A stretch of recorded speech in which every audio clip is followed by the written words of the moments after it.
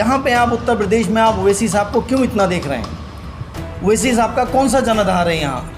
ओवैसी साहब ने यहाँ की जनता के लिए क्या किया? कब तक हम सिर्फ वोट बैंक बने रहेंगे? कब तक ये सारी जो सेकुलर पार्टियाँ हैं, हमें सेकुलरिज्म कब तक हम बचाने की बात करेंगे? फिर हमारे नौजवानों को कौन बचाएगा? हमारी इबादत गाहों को कौन बचाएगा? हमारी शनाख्त को कौन बचाएगा? ओवैसी साहब यहाँ के उत्तर प्रदेश का विकास करने आए हैं। देखिए, विकास इसको नहीं कहते कि चंद लोग अरबोपति बन जाएं अंबानी अडानी की तरह। आप चाहते हैं कि मैं इनका लीडर बनूं, तो आपको कम से कम उनका साथ देना चाहिए था। वो आज जेल में बंद है, हॉस्पिटल पे जिंदगी और मौत की जंग लड़ रहे हैं।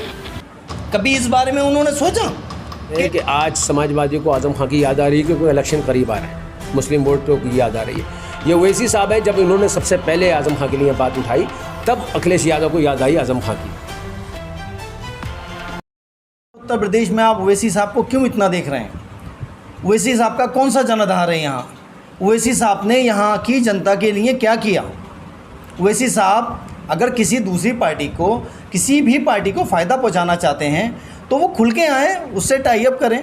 मर जाएंगे लेकिन ओवैसी साहब के साथ समर्थन नहीं कर रहे हैं। अब कल को ये हमारे ऊपर वो ठिकरा तोड़ेंगे कि आपकी वजह से हार गए। हमने यही बिहार में कहा था कि भाई हमसे समर्थन करो। ये मगरूर इतने हैं, ये कांग्रेस इतनी मगरूर है, 70 सीटों पे खड़ी होती है और सिर्फ 19 सीट पे जीतती है। 51 सीटों पर भाजपा को जिताती है और बी टीम हमें कहा जाता है, हमें वोट कटवा कहा जाता है। आपने 70 में से 51 सीट भाजपा को जिता दी। वोट कटवा कहते हैं। माइनॉरिटी के लीडर हैं, उनके लिए क्या किया? कोई एक कदम उठाया, एक आवाज़ दी? कभी उनके बारे में कभी पार्लियामेंट में आवाज़ उठाई कि ये क्या हो रहा है उनके साथ? वो आज जेल में बंद है, हॉस्पिटल पे जिंदगी और मौत की जंग लड़ रहे हैं। कभी इस बारे में उन्होंने सोचा? समाजवादियों को आजम खां की याद आ रही है कि कोई इलेक्शन करीब आ रहा है, मुस्लिम वोटरों की याद आ रही है।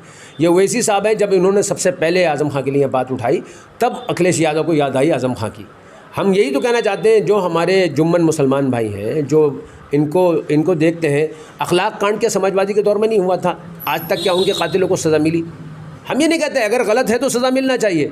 आप वहाँ पर चंद सीटें खड़ी करते हैं अपने तेलंगाना के अंदर, और यूपी में आते हैं, कहते हैं कि मुझे सारी की सारी सीटें दे दो, मैं सारी सीटों पे खड़ा हूँगा। जहाँ पे 2000 आपको वोट मिलने वाले होते नहीं हैं, 1500, 1800, 1200 वोट मिलते हैं, आप वहाँ पे भी अपना कैंडिडेट खड़ा करते हैं। क्यों?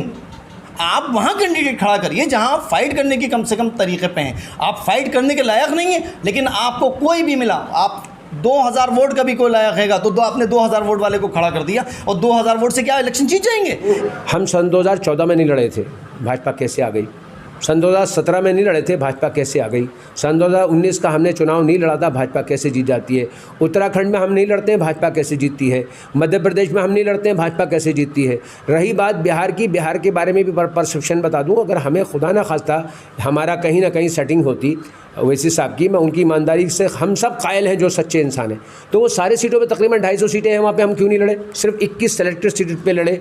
कुछ नेताओं को छोड़ के मुझे पूरे नेताओं की पूरी बातों पे यकीन नहीं होता है। मैं सोशल वर्कर होने के नाते हर उस पार्टी को सपोर्ट करूँगा जो काम करे, हर उस बंदे को सपोर्ट करूँगा जो काम करे, लेकिन काम करे। ऐसा नहीं कि सिर्फ वादे करे। वादों में मैं यकीन नहीं रखता, मैं काम पे यकीन रखता हूँ। क्योंकि देखिए, आखिर में एक बात शेयर कह दूँ, मुल्क का बच्चा बच्चा साहिब ईमान निकलेगा, तलाशी लोगे तो कहीं हदीस कहीं कुरान निकलेगा, है भारत माँ हमारी, हम भारत माँ के वासी, हमारा जिस्म चीरोगे तो हिंदुस्तान निकलेगा।